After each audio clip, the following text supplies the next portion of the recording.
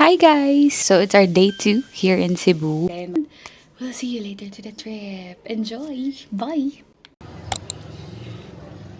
We've arrived on our first destination for today. Nasa Simala kami. Wala nang visa kasi late na kami. And it's Friday usually kasi Saturday, Sunday ata sila. So this is what it looks like.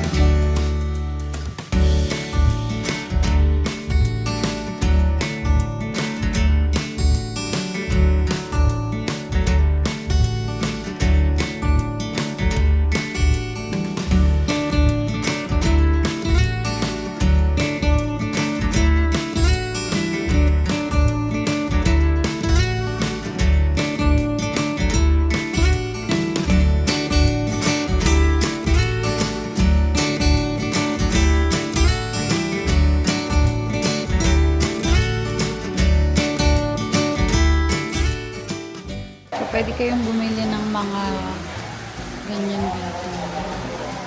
Marami naman, may rosaries, may bracelets, and may holy water, may maliliit na mga. Sige, ano na ako.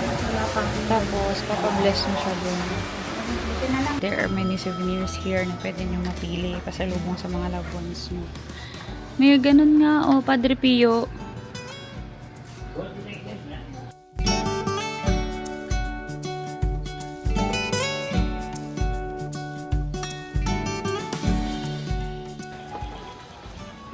That's it. We're gonna go to our next destination. Konti lang naman yung destination namin today. Maganda dito guys. So, yung mga hihiling granted prayers. And hindi lang dahil sa mga nabasa namin or nakita namin. Pero proven na rin siya actually. Gawa ng may prayers din si Mama before and same as mine. Or siguro na-grant naman. Kung pupunta kayo ng Cebu, don't forget to come here and pray all your heart's desires.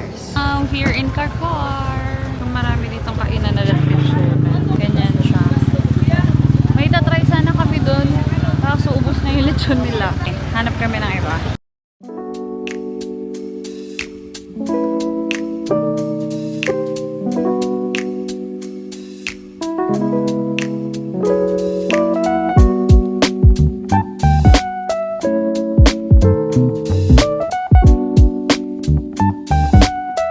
Another stop.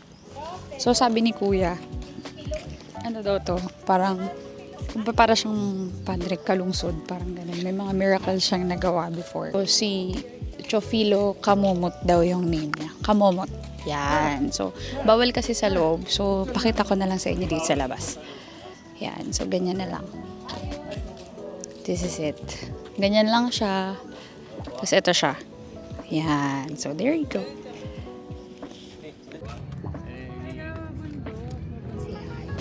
Hi! Hello! Hi! Hello!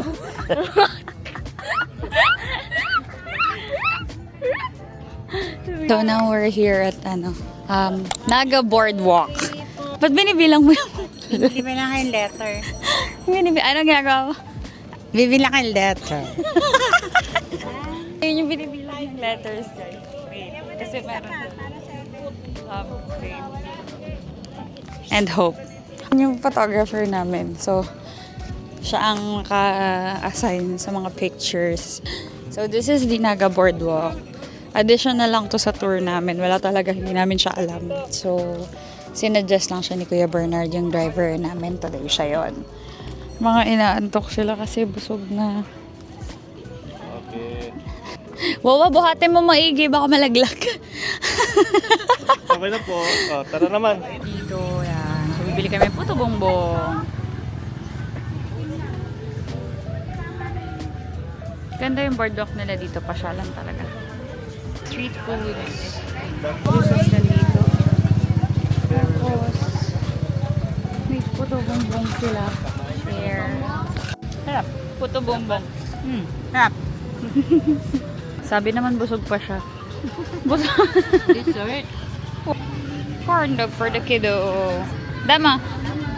Hold it. Mainit. The pink sauce, ranch, veg. No, it's just a pink one. It's a combination of ketchup and mayo. You try it first. You try. It's a combination of dog and cat. Ako kakainin ng dog at saka cat.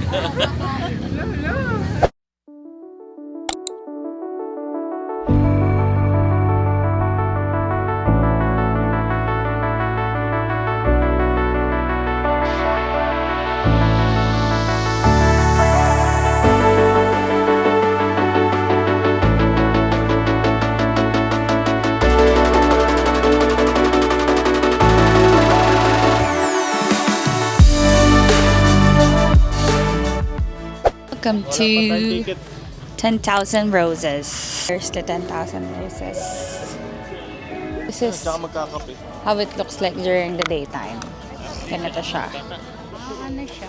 Here. Lights talaga siya. Pero ang ganda, no?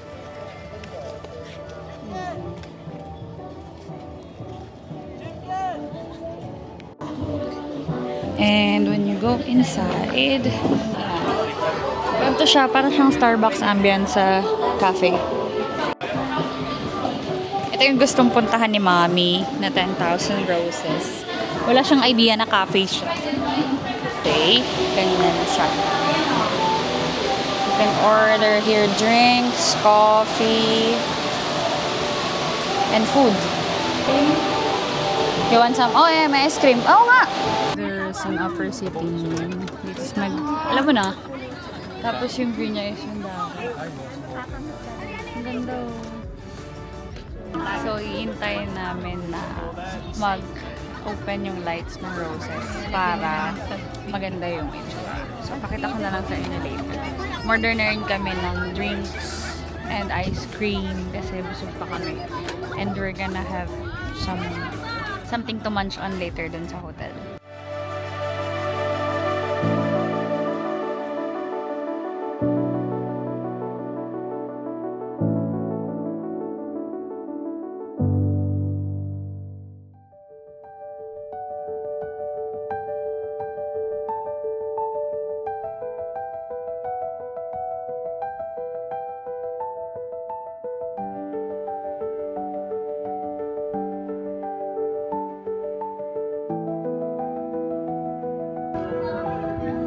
Ilang kaway? 10,000? Ah.